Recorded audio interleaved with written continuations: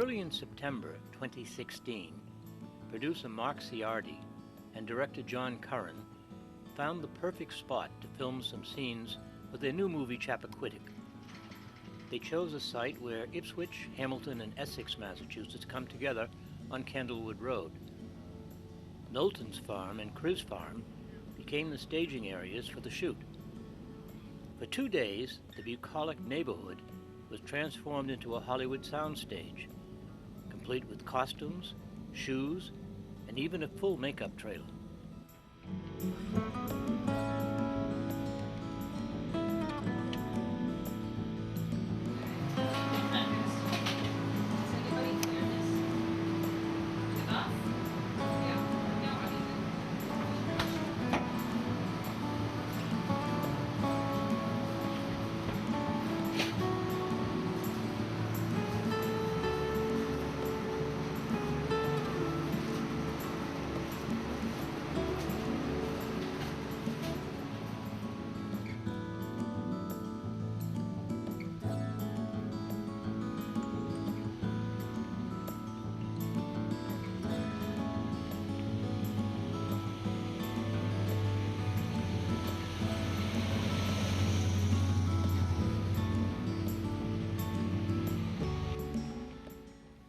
Candlewood Road was blocked off, and the whole area took on a look never seen here before.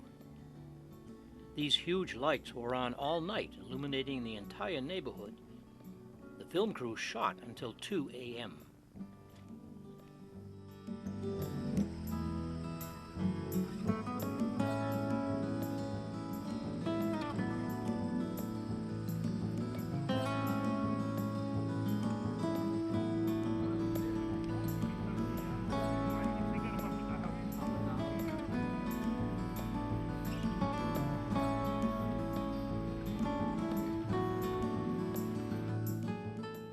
Candlewood Road was covered in soil, making it look like a dirt road. A neighbor's garage was camouflaged so as not to show up in the night shot.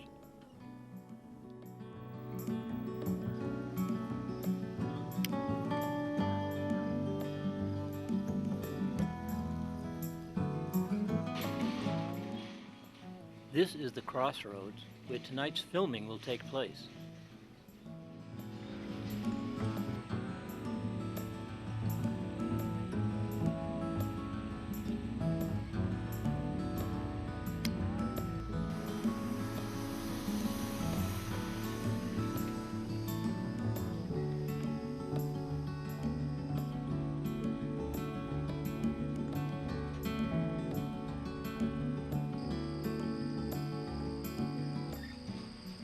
Go.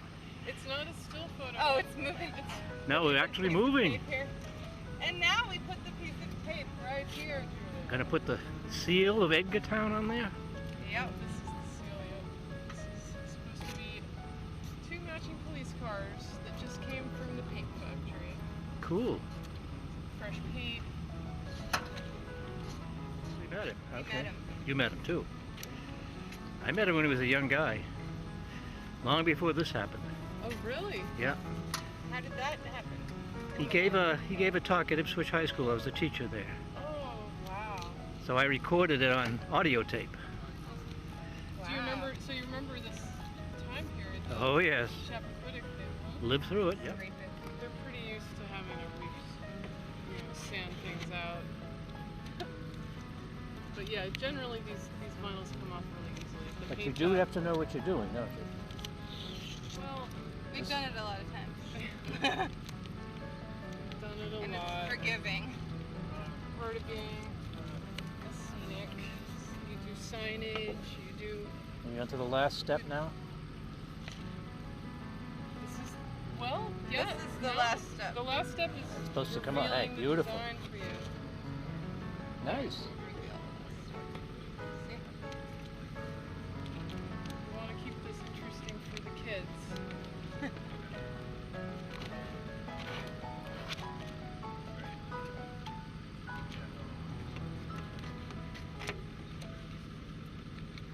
You are craftspeople for sure. You know what you're doing. This is probably the easiest thing we do. Is this?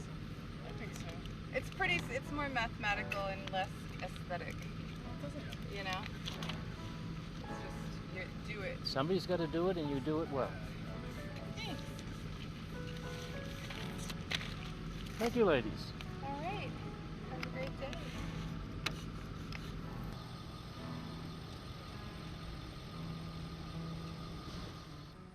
Edgartown, on Martha's Vineyard, has jurisdiction on Chappaquiddick Island, where the terrible accident involving Ted Kennedy took place.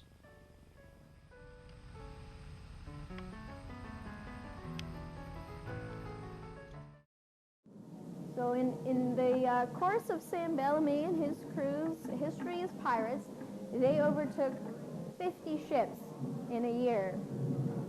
And because they had all this treasure from all of these ships, all their cannons and casks of wine and chests full of silver, the Widow was actually extremely heavy and slow moving through the water.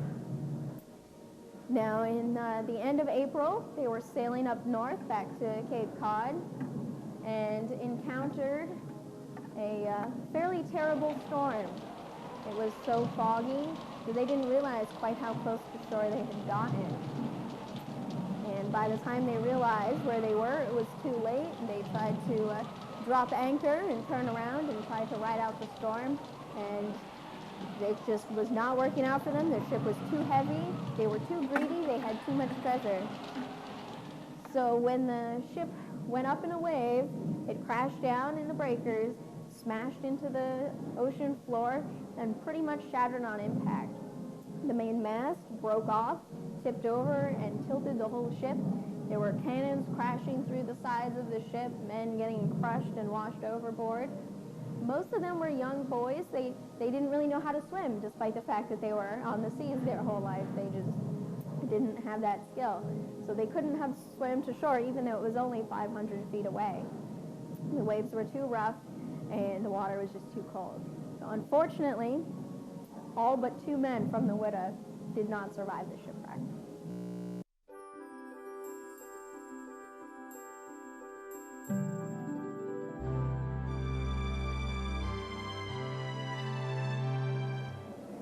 So this is one of the most exciting parts of my job, and it is working with these objects that we call concretions. Now the reason that these form is because there are lots of pieces of iron from the shipwreck. And as the iron interacts with the salt water, it starts to decay a little bit. The elements will interact, and it almost like magnetizes anything else that's in the area and draws it together into this form that we call the concretion, like the bits of dirt and sand and rocks and shells, like a concrete mixture, form these hard lumps.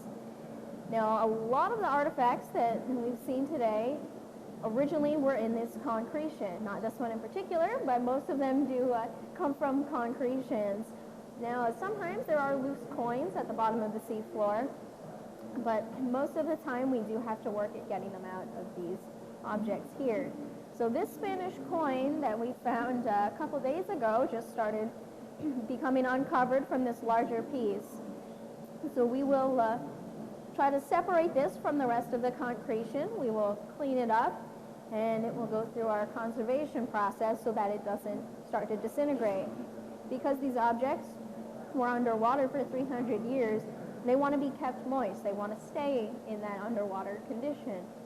So we do have to keep them either submerged in a tank or spray it down with a water bottle here while we're working on it, just so that they stay nice and wet. Otherwise, they will start to crack on their own and would damage some of the artifacts that are inside. Now, all of our concretions, we do x-ray so we can get a picture of what artifacts might be inside. This one in particular has an iron bar across here and several dozen coins inside this one piece. This coin is worth about... On the one hand, it is pure silver. So the market value of silver today, if we were to just melt this down and sell it as silver, has one value. But then on the other hand, it could be a 400 to 300-year-old coin. So that adds another value to it for, say, a coin collector or something like that. But then it is the only authentic pirate shipwreck treasure that's ever been found. So there really is nothing else to compare it to because we are the only people who have these objects. So for one coin, it's priceless. For the whole collection, it's another value. People have appraised them before, but anywhere from $15 million to 200 to 400 million for the entire collection. Would you let me touch that? I will actually. You can go ahead. So you are one of the first people to touch this coin in over 300 years. And it's worth about... It's priceless. It really is. I'll take it with me. Slipping this concretion in your pocket.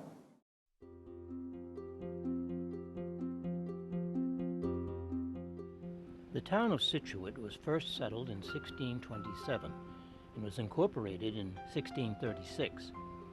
It was primarily a fishing village on the Massachusetts South Shore, 25 miles from Boston. It has a great harbor with solid granite breakwaters.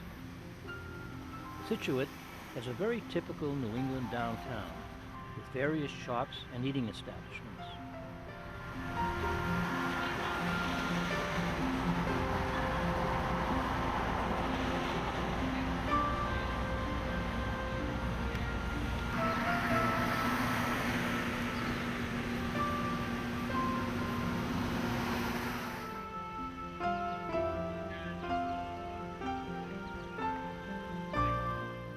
Its harbor is crammed full of pleasure and fishing boats.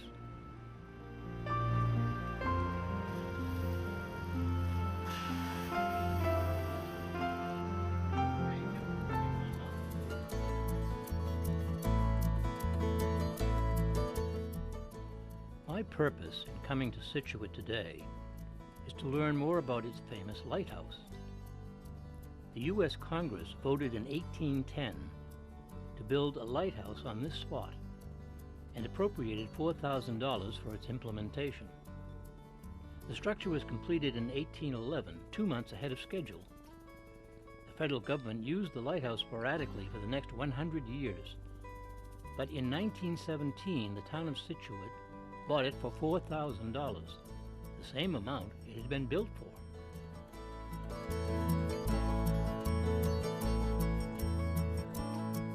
The first lighthouse keeper was Simeon Bates, who occupied the adjoining 1.5-story keeper's house with his wife and 9 children. Today, it's a private home.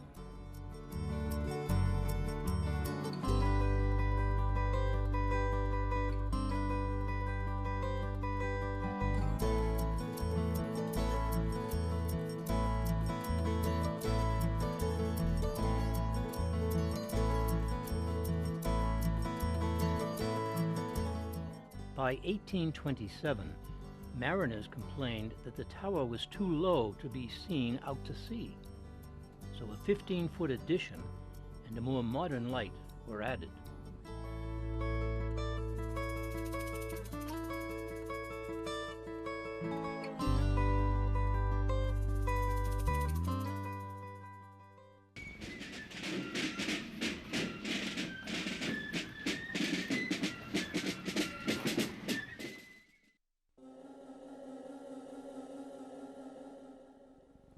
The most interesting tale about this lighthouse is the story of Simeon Bates' 2 daughters, Rebecca and Abigail.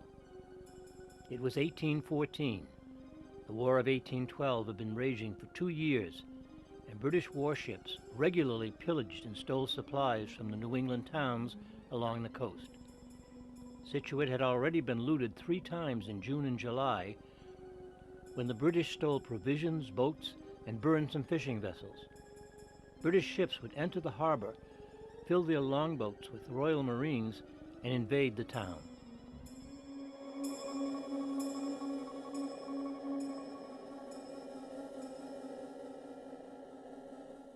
The residents formed a local militia, but by September they had withdrawn into town away from the lighthouse. Then it happened. A British man-of-war entered the harbor and began to bring their longboats ashore. Rebecca, aged 21, and Abigail, aged 15, were alone in the lighthouse with their mother and little brother. Rebecca sent her brother into town for help, but there was no way the militia could arrive on time. The two girls at first panicked and didn't know what to do, but Rebecca remembered a fife and drum left behind in the cellar by the militia. And so the girls hid behind some bushes and started playing Yankee Doodle. The British thought that the entire militia was at the shore and hightailed it back to their ship. Thus was born the American Army of Two.